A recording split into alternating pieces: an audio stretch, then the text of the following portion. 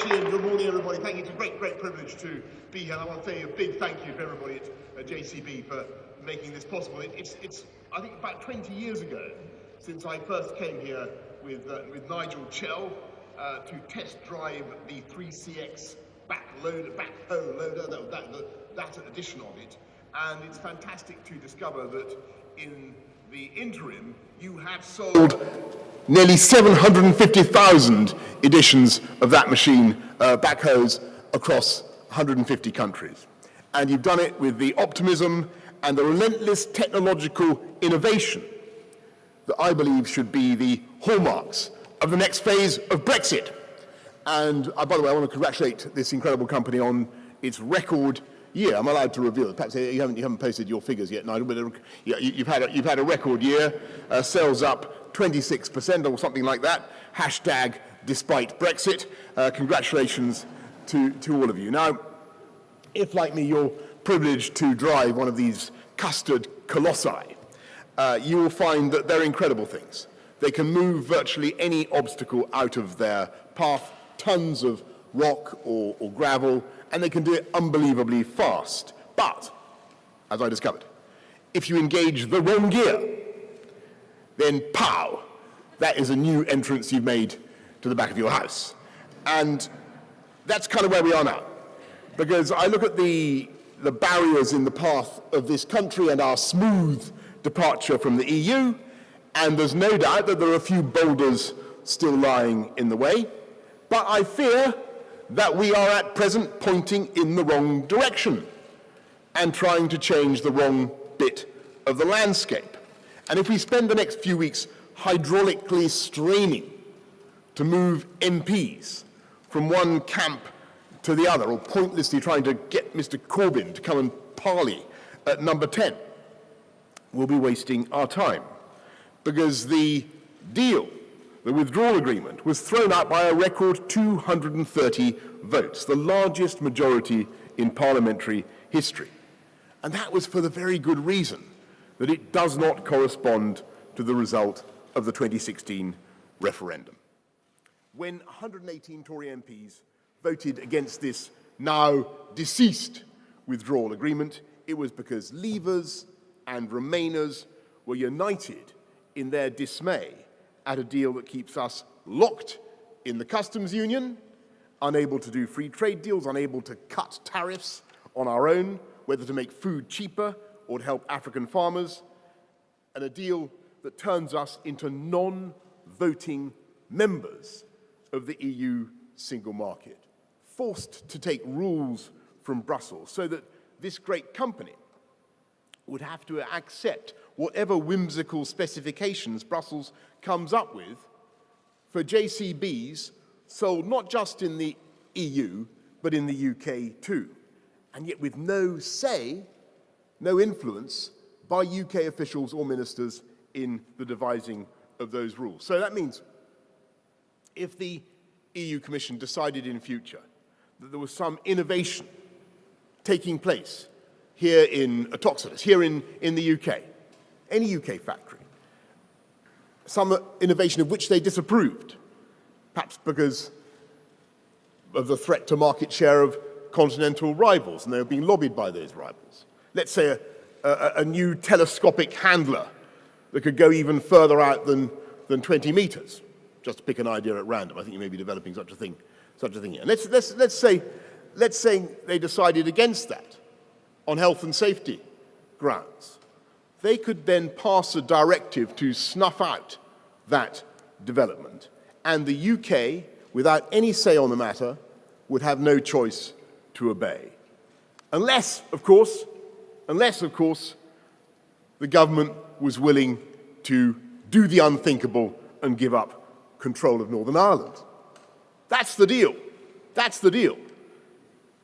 You either give up control of your trade policy, you give up control of your industrial policy, your ability to innovate with, for instance, telescopic handlers, or you give up control of Northern Ireland. That's the deal on the table. Does that seem like a good deal to you? I don't think so. That's not Brexit. That's not democracy. That's a betrayal of the long-term interests of great British companies. And it makes me utterly furious that a UK government could even contemplate such an arrangement. And that is why Parliament has voted this deal down so heavily. And the answer now is not to try to heave MPs from one side of the House of Commons to the other, get them to vote this thing through at the second time of asking. And it's no use trying to come up with some desperate new expedient, the Norway option, the Norway plus option, a second vote, a people's vote, as opposed to what, by the way, an animal's vote? All of which, all those options have already been discounted by the Prime Minister because they would be an even bigger betrayal of Brexit. And it seems incredible to me that anyone could imagine the solution was membership of the customs union, without any say in it, by the way, which is a flat contradiction, not just of the referendum, but of the Conservative manifesto. So the answer is to get back in the cab, as it were, turn the wheels, turn around, and face the real obstacle. We need to stop battling each other and focus our efforts on our friends and partners in Brussels. We need to escape the trap of the Irish backstop, and it's frankly more than disappointing that in the 5 weeks since the deal was whisked off the table before Parliament could vote it down, we haven't even tried to get rid of it. We haven't even asked. And of course, I know what people will say. They'll say, look, it's not possible. We won't have a chance of shifting the great memorial edifice of the European Commission. And I really don't believe that is true. Because the notional purpose of the backstop is to prevent a hard border in Northern Ireland, and no one in Dublin or London or Brussels wants a hard border, intends a hard border, or thinks a hard border is remotely necessary. And so now is the time for us to go back to Brussels, fortified with the emphatic, resounding mandate of Parliament, and demand real change to that backstop. And this time, we must mean it, so that Britain can get out unilaterally. And whatever our friends and partners are saying now, I think they will be flexible. Because if you follow the way the EU works, I can tell you that it's only in the last few days and weeks of a negotiation that the big concessions are really made.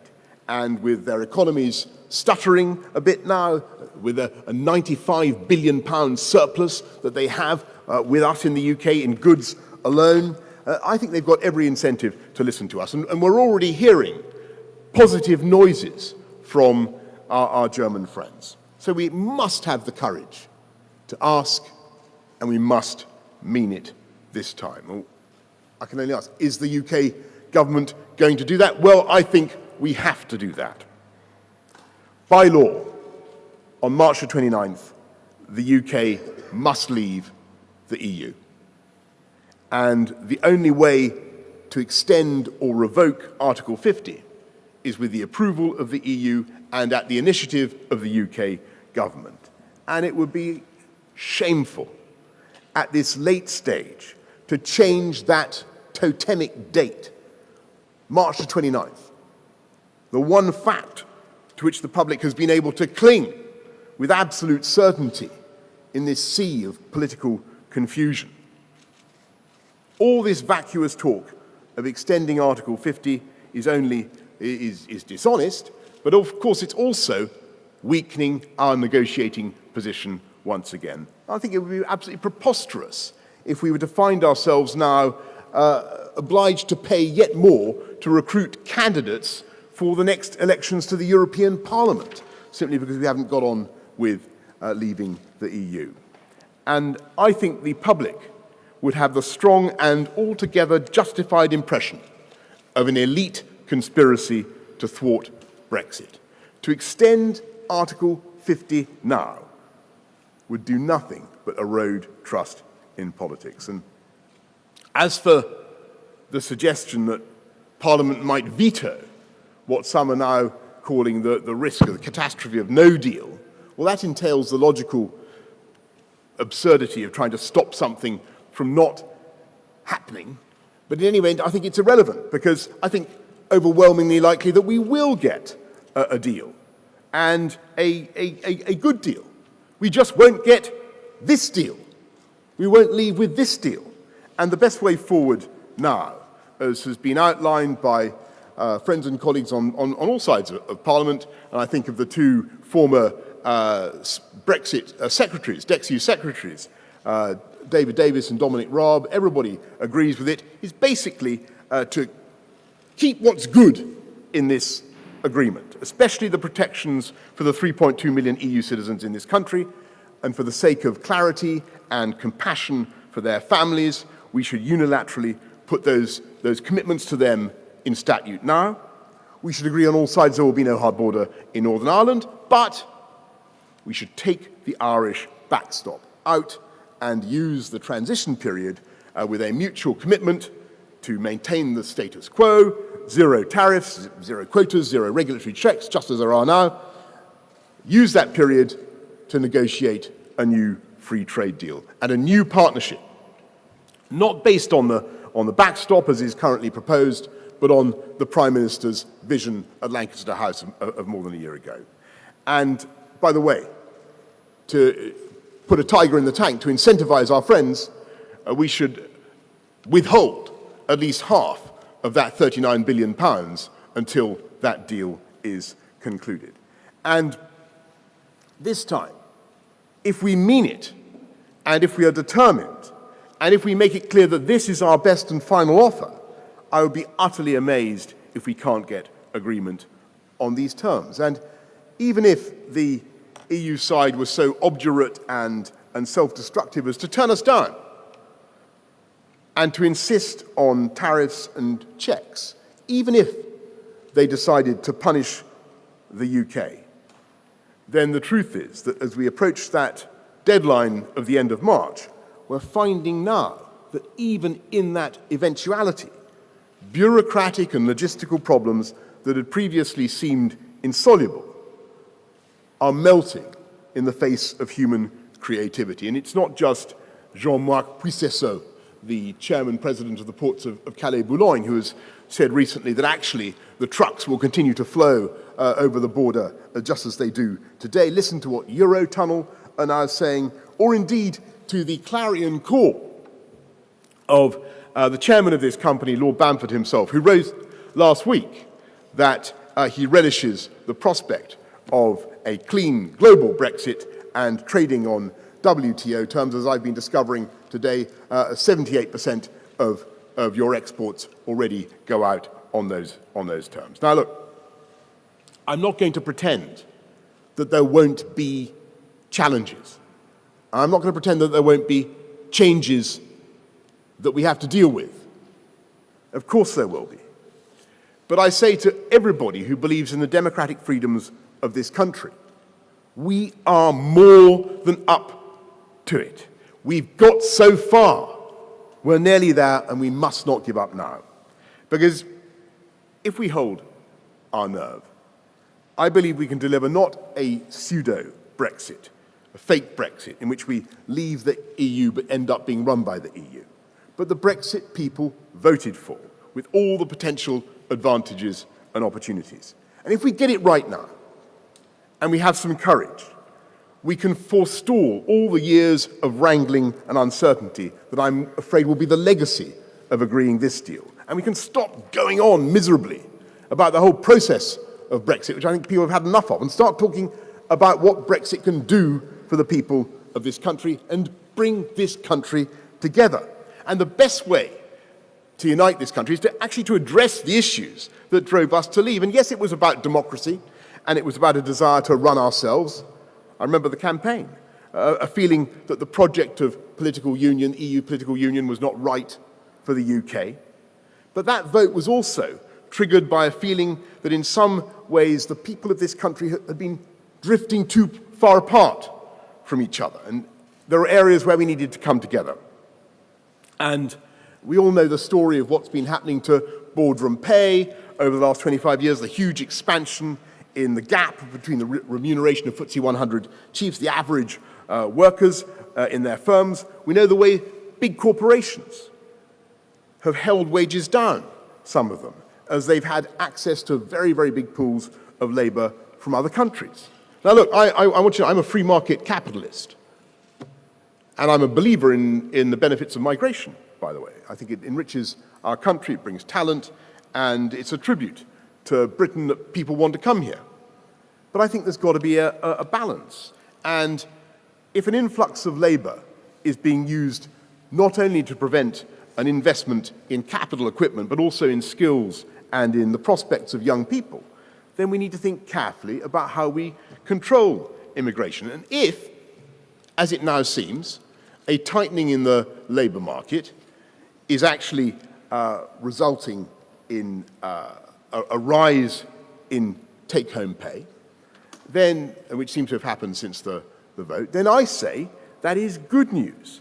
Because frankly, this country deserves a pay rise. And it's good news that great companies like Travelodge, for instance, have announced they're taking on 400 more unemployed parents from this country. So if Brexit helps those people, those 400, to earn a little more, and if it holds out the prospect also of cheaper food, cheaper clothes if we're able to have an independent trade policy, do real free trade deals, cut tariffs, cheaper shoes and all that, we should welcome those developments instead of treating this as a problem we have to manage.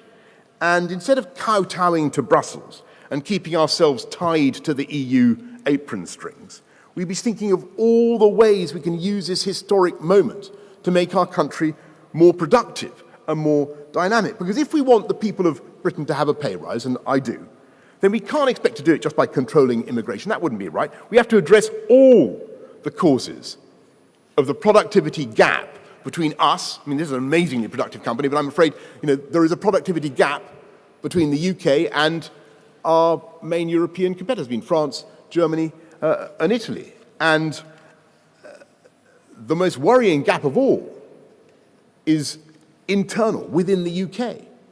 And I'm afraid it's between London and other countries and regions. And if you look at the distribution of the Brexit vote, you look at who voted what where, it's clear that people felt the gap in their prospects and their attainments between London and the region. And they wanted something done about it. They wanted attention to be paid.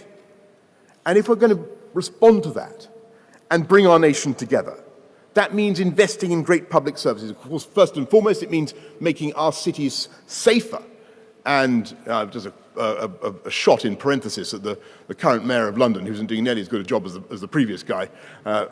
Crime seems to have really got out of his control there. That's a fundamental duty of government. That's the basic function of government. Make our cities safer. Make our country safer. Better hospitals. Use that.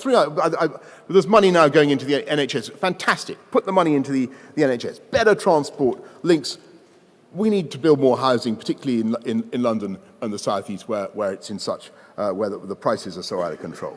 And one thing you can do to help is to devolve fiscal power to cities, big cities, and the regions. And that should be our campaign. Take those local taxes, bundle them together, and give them to mayors and politicians to spend on their local priorities, so that they then have themselves an incentive to go for policies that deliver growth and opportunities.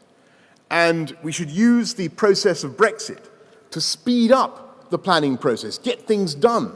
And by the way, we could create free ports around this country, and we should, because there are plenty of coastal areas that would benefit massively from free ports. 135 countries have such free ports around the world. The UK has none, and they offer the phenomenal attractions in terms of growth and investment. We should be going down that way. Now, a lot of it will cost money. I don't deny that. But the way to generate the cash that is necessary is to create the most dynamic economy possible. And you don't attack London and the South East. You don't bash the city, which is what I'm afraid the opposition would do. You don't bash London's 24% of the UK economy. It's the gateway, it's the motor. The answer is to create the most favorable tax environment in Europe, with no new taxes, no increases in tax. Tax has gone up quite high enough. No increases in taxes, and no one, rich or poor, to pay more than 50% of their income in tax. That's not because we want to create a tax haven for the rich, but because we want to stimulate the income we need to pay for this national programme of cohesion, bringing the country together. And I want to explain, finally, why this really matters to me so much, what I mean by cohesion and this sense of national unity. I'm not a nationalist, if by that you mean I'm a xenophobe or someone who deprecates other countries and cultures. Absolutely not, far from it. I'm called Boris, apart from anything else. My ancestors come from all over the place. I don't know, all this, anyway. Like a JCB, in fact, sourced, I believe, from around the world. I think that's what you told me. A lot of it. In fact, I'm probably even more cosmopolitan than a JCB.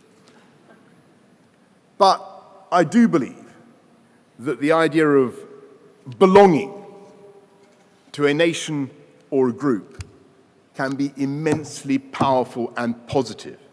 And I remember the moment when this country came together during the 2012 Olympics, and there were two strong feelings at work.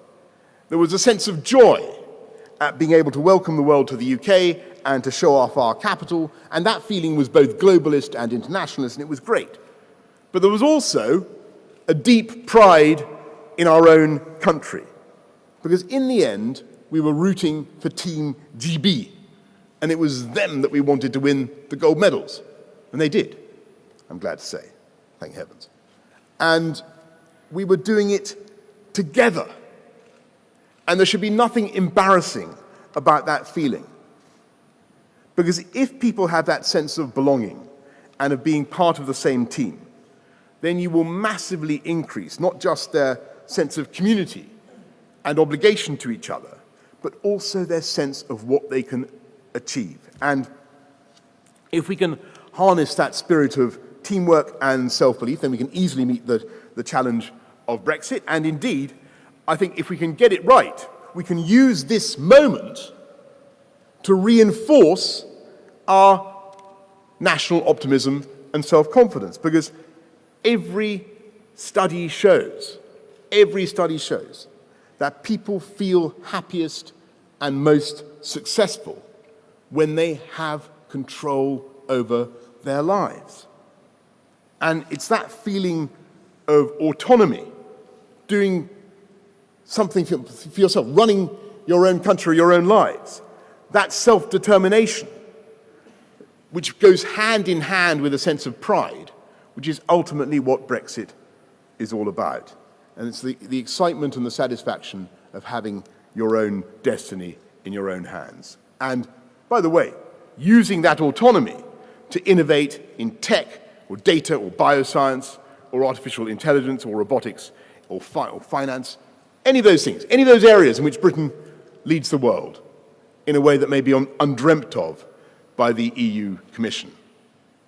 And this should be and will be the greatest place in the world in which to turn a wacky idea into a world beater. It was Joe Cyril Bamford who came up with the idea, as I have discovered just today, that you could have one machine that combined a backhoe and a front loader, right?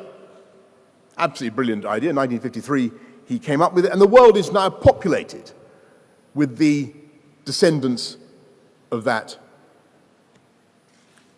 glorified tractor. And mutated, much more beautiful, incredible, stunning machines that they are.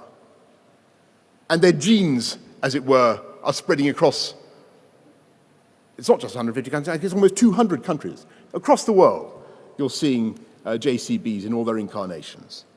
And nothing and no one will stop their spread.